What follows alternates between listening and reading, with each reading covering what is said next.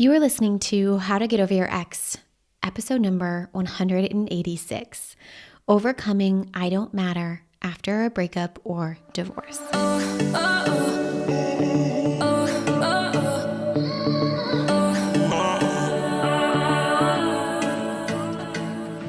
Welcome to How to Get Over Your Ex, a podcast on getting over your ex without it just taking time. I'm your host, Breakup Coach Dorothy. Let's turn your pain into power and your heartbreak into happy. Hello, brave hearts. I am so excited to be here with you today while also already feeling a vulnerability hangover. I love you guys to pieces. I seriously feel like I'm hanging out with my bestie every time I sit down to do the podcast each week. It takes me about 3 hours kind of for each episode. If you've never listened to an episode here, welcome, first off. But secondly, a lot of my episodes are very jam-packed, straight to the point with direction and like next steps. And it might be a 20-minute episode, but it takes me 3 hours to write down everything I can think of on that topic and then condense it in a way where I tell you a story about it. We look at the exact problem and then the solution, as well as your call to action and your conclusion. And I love episodes like that. I'm just personally not someone who likes to listen to people chat back and forth. I like, here's the problem I'm trying to solve and here's the solution. So it's literally some of my favorite time is being spent on the podcast outside of, the Get Over Your Ex program and coaching and creating workshops and teaching within there. I love, love, love it. So I love hearing from all of you. I've been kind of active on Instagram at Breakup Coach Dorothy again after having some time off.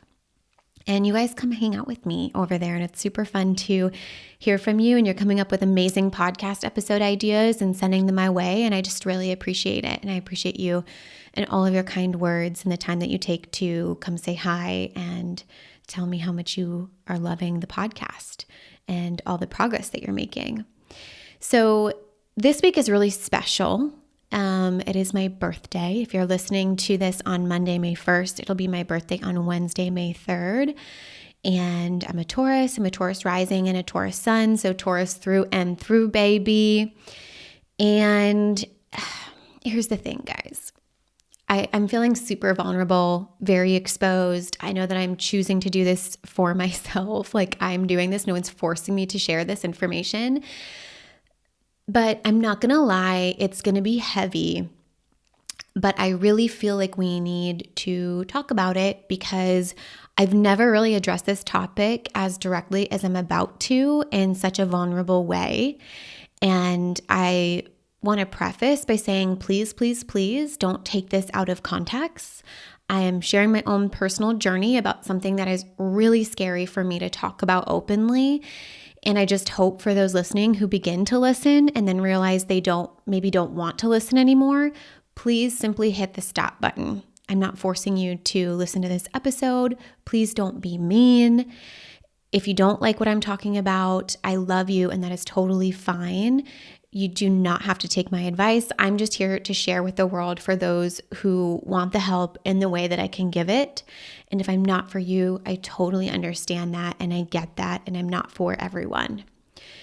And I also just want to preface also with the fact that I'm sharing something that's really personal to me, but I've also helped a lot of brave hearts through thought patterns like this inside of the Get Over Your Ex program. And I don't take it lightly. I don't take it, I don't take this subject lightly, and it's really important to me. So let's get started. As scared as I am to share this openly with the world, I want to talk about overcoming a belief pattern of I don't matter. And I want to talk about it specifically within the breakup or divorce context. But to do that, we're going to have to talk about how it shows up for me. So, like I said, this is something that has come up with previous clients in that they feel like the one person that used to say, you are my everything, you are my world. And when they break up with you or divorce you, all of a sudden, you're like, I don't matter anymore. The brain can so quickly go to that end of the extreme. And maybe they were such a huge part of you, right? And for them to seemingly not care about you, keyword seemingly, it's really hard to not slide into making that mean that you don't matter to that person anymore. And it can spiral into like, I don't matter as a human being anymore. And as I was going through my fasting process a couple weeks ago, a belief that came up and I realized I was saying subconsciously for myself for months, primarily in November, December, and January, was this idea that I don't matter. And it really stemmed from pregnancy because when I was pregnant, I felt like a level of satisfaction or fulfillment I had never experienced before, ever. I was creating a living, breathing life. There was a heartbeat, which to me was just the ultimate thing. I have never experienced anything like that, and I loved it so much. So when I miscarried, I almost felt as if my body no longer mattered. And shortly after that, it morphed into a belief that I don't matter. My body didn't matter. I don't matter. What am I doing in this world anymore? And I know, like I said, this is a heavy topic, but I really want to talk about it today for two reasons. One, I know brave hearts who have struggled with this inside of the Get Over Your Ex program from a breakup, feeling like they don't matter because their ex can or wants to do life without them. And two, because it's my birthday week and I'm turning 33 on Wednesday. And to be honest, I'm kind of can't believe I'm actually here. It for sure is not what I thought it was going to be when I was pregnant back in September, but I made it and I'm here and I'm proud. And this belief pattern had me questioning my whole life. So I think it's important to not brush it under the rug, act like it never happened. And I truly want to have a discussion about it and just say it for what it is and help anyone who's struggling in the depths of that darkness that I was in November, December, and January, whether it was from a breakup or divorce, or maybe you also experienced a miscarriage. So here's the thing. There are a couple of main issues I see with this belief pattern. For me, it was one, a lack of awareness that it was even there. I was so in it that I couldn't really tell it was there. And number two, the other problem that I see are the actions it led to for me and for others. So let's talk about what does it look like to be in this belief? How does it show up? And what are you doing? How are you showing up? How are you feeling? So that maybe you'll have some indicators that this might be a belief that you've had on kind of like a subconscious level. All right, let's talk about it. Now, when I was in belief of I don't matter, what I noticed was a lot of hopelessness, a lack of joy, a lack of interest in life, or anything about it really. I didn't have a strong pull or interest in things that I used to really enjoy because I was just angry that I wasn't having a baby. And there were all these other things in life that I seemingly had to do or had to take care of, and none of it encompassed having a baby. And so it was stemming from hopelessness, it was stemming from anger, and I spent a lot of time ruminating about why I'm here, what the point of life is anymore. And this I later learned was suicidal ideation. And this is something scary to share with the world in this way because there's so much shame also wrapped up in it. But it just felt like, what is the point to this life anymore when I don't get to do the one thing I really, really wanted to do? I just wanted to be with baby Marilyn. And I'm sharing this because I've seen this with brave hearts in the same way. When the one person you thought you'd spend your whole life with no longer wants to do life with you, it's easy to feel this exact same way, to feel hopeless, to have a lack of interest in everything that used to bring you joy because that one person isn't there to experience it with you. And it can lead us to questioning, what's the point? Some other emotions that you might see are trapped by your circumstances. Sometimes we would call this like not in control. You feel out of control in your own life. Like there's nothing you can do to make this better. I've also seen overwhelm by your life circumstances, which can stem from indecision and inaction because you're so deep in that hole. It feels like you're too far gone. I have an amazing episode on that as well.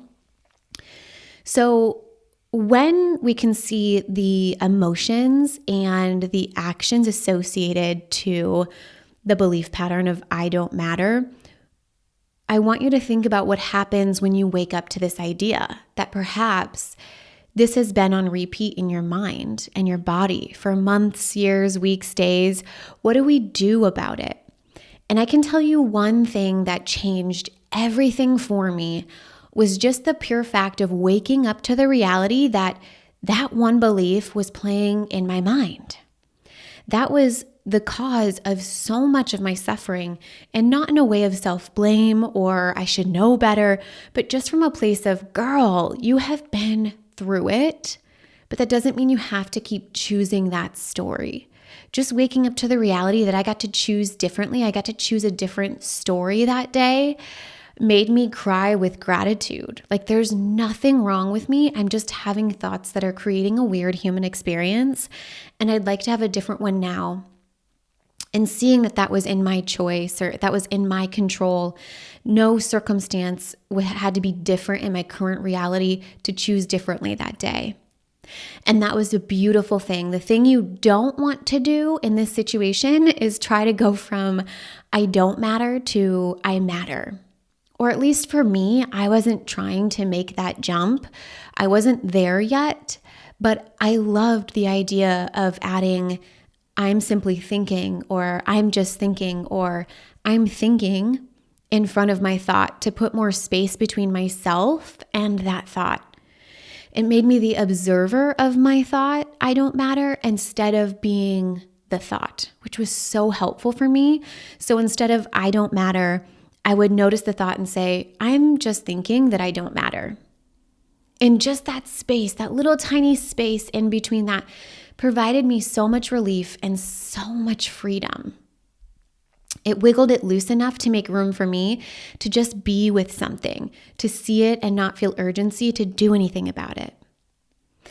Now, remember that when I was thinking I don't matter, it would create hopelessness for me. And when I was feeling hopelessness, I did a lot of ruminating. And what we find is when we ruminate, it creates even more emotions, right? Because rumination is just a collection of thoughts. And so we're thinking and feeling, thinking and feeling, thinking and feeling. And you're in this spiral of think, feel, act, think, feel, act. And it can just lead to thinking more. And those thoughts, y'all, were dark, not fun, not a cool place to be. And one of them that I just wanted to make a note of because it was so helpful to see was, what's the point of being here if I just hurt people? Because I felt like I hurt my baby, I felt like I hurt my partner, and my coach asked me the question that really shifted everything. How many people in the world would hurt if you weren't in it? And she literally had me go through and make a list, and it far outweighed the list of people I seemingly hurt. And if you're someone who doesn't like the way you showed up in the relationship and you feel like if I could have done better or if I could have been better, then maybe I wouldn't have hurt my ex, and you find yourself feeling this same way, please take a moment to really do this activity and look at how many people in the world would hurt if I weren't in it. It really truly shifted so much for me. Now, all of this, I just want to preface, all of that was really happening for me in November, December, and January. I'm doing so much better now. I feel so good. I feel so lit up for multiple reasons. And I can tell you with 100% certainty that I am back. I feel so much more like myself after cleaning up my mind, cleaning out my body, and getting to this place of just waking up to the fact that I get to choose a different story. And isn't that kind of crazy? Because I'm a coach. I do this day in and day out. I can see it in other people. But when you're in it, you need help. And here's the truth, Braveheart. You do matter. Me telling you that may not go far for you internally, but I promise you, you matter more than you even know. You are meant to be here. You are important, and you're important to me. You're important to your family and your friends. You are important in so many ways. And if you are struggling with this right now, please know I am here to help you. And if you're struggling with suicidal ideation, there are many people in this world here to help you who are trained to help you go through this. You are not alone, and you don't have to go through this alone, I promise. And if you do anything, please seek out help and support. There's the crisis hotline, which is 988. There are mental health professionals, support groups, healthcare providers, your family, your friends. Don't keep this to yourself. And I know it's taboo to talk about this, but the moment I told my friends and my family and my coaches what was going on, I was finally able to really get the help that I needed, and I could only get so far on my own. And help is available, and myself and all of your loved ones want to be there for you. And while we're on this topic, I also want to just take a moment and talk about maybe you have an ex who has had seemingly, suicidal ideation thoughts or suicidal thoughts, or they've shared with you that they don't want to live if you're no longer together, and what to do in this kind of situation, because someone asked about this on Instagram, and I thought it was such an amazing question that really needs to be talked about.